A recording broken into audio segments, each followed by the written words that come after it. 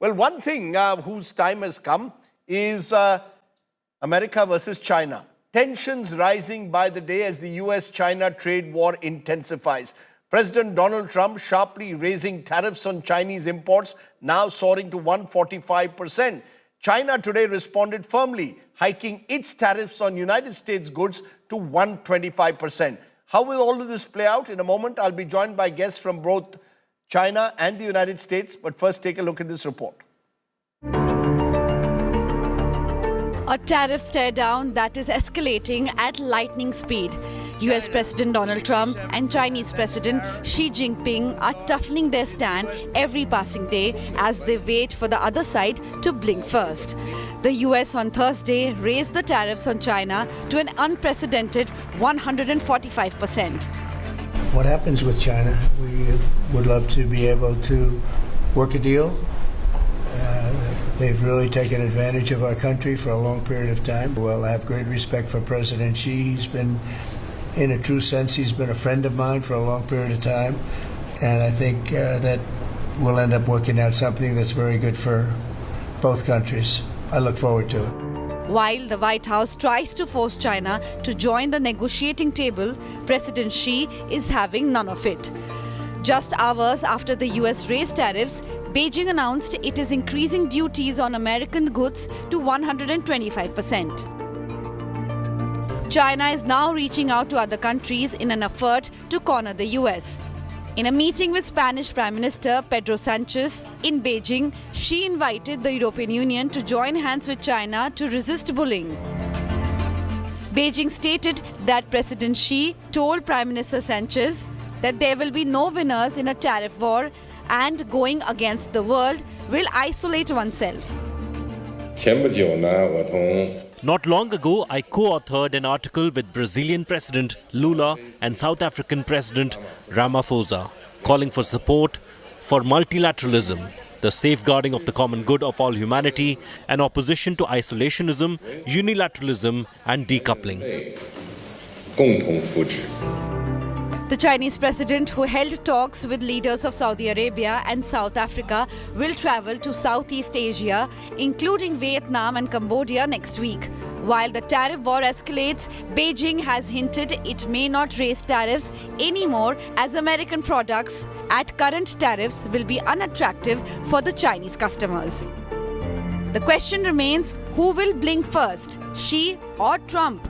Bureau Report, India Today. So how should we see this tariff war that's escalating by the day? Is this Donald Trump's bid to make China simply come to the negotiating table? Will this trade war now be a prolonged one? Who's going to blink first, or has Donald Trump already blinked when he gave that 90-day pause? Joining me now, Gabriel Mathy, Associate Professor, Department of Economics at American University in Washington, D.C., and Andrew Lewing is China strategist and analyst in Hong Kong. Let me come to you first, Gabriel Mathy.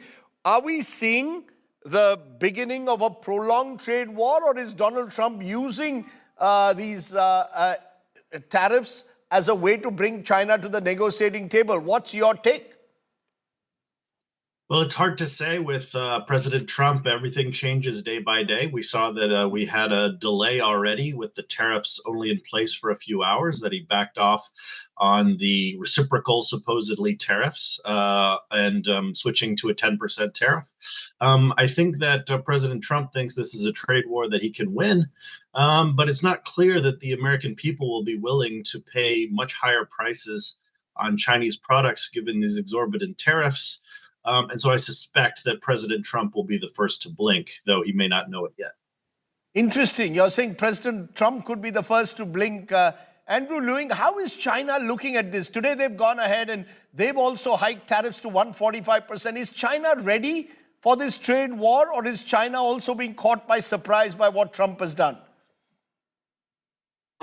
I think that all Americans' target trading partners, none of them want a trade war. They all want to come to some sort of agreement or accommodation. But I don't think that China particularly wants to be put into a position of an supplicant. In other words, begging America for mercy. That's what Trump is trying to do, using this bullying tactics and imposing huge tariffs on all his target trading partners, so that they can light up and kiss his A, as he said, sort of begging for mercy. But I don't think that China is in that position, because China's leverage over the United States is much higher than the other trading partners. So you're saying, are you telling me, Andrew Lewin, China is in a position to enter into a prolonged trade war? That China will not blink first? No, please do not put words into my mouth, okay? Let me finish. If you go to any American supermarket, you'll find that they're all flooded with Chinese products. I would say over 90% of the products are made in China. Even though products are not marked made in China, they have China embedded in it, in terms of materials, in terms of components, parts, and logistics, in the sense that the supply and value chain and transport of goods based on container ports. The top 7 container ports out of the top 11 are located in China.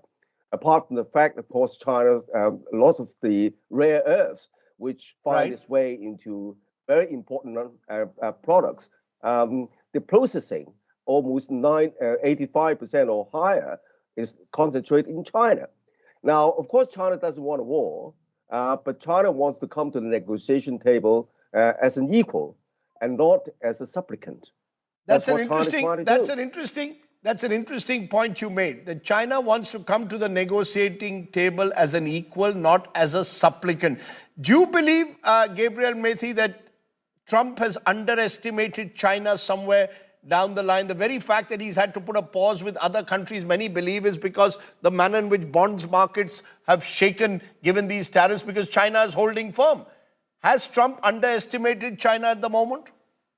Well, I think absolutely. I think there's a lot of arrogance from the administration, the idea that America is very strong and every other country will simply bend the knee. You can see how they conduct themselves like a 19th century empire, talking about conquering Greenland, expanding its territory and unprovoked aggression.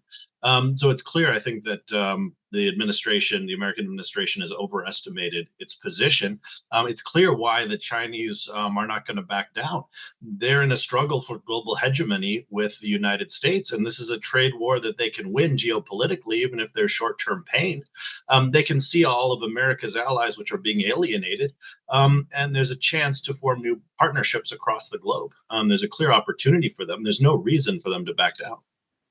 Andrew Lewin, is China ready for some short-term pain, or is China got a plan B already in place in your view? Of course, China doesn't want to give up its sovereignty, and China doesn't want to be bullied. But it doesn't mean that China doesn't want a settlement, because there are lots of differences between the two countries, and yet there are huge areas of cooperation, not least of climate change, green energy, and above all, something very close to the heart of the United States, which is the flood of the fentanyl, the drugs tsunami, and China is playing a part. So if you think that all these leverages China has, and there's no surprise that President Xi doesn't want to appear just to become a supplicant. Now, it's also very important, China has responded to the latest tariff hike of 145% by upping its own tariffs to 125%, and said, that's very important. They said, well, beyond that level, all the numbers don't count, don't mean a thing, because at that level, it's not possible to do any trade. I mean, you ask any multinationals whether they can ship goods to the United States at that level of tariff. So you just hike the tariffs even higher to 1,000%. It doesn't make sense. It's only a numbers game. So President Xi made it quite clear he doesn't want to play that game. You either that American can call China, and then both can talk. Otherwise, China would not like to just kneel and kiss President Xi's A. Okay. President Trump. He doesn't want to kiss. Okay, Andrew, we're going to leave it there because I'm getting a bit of breaking news at the moment. But I appreciate both my guests joining us and giving us where they stand on what is becoming a virtual trade war between the two countries.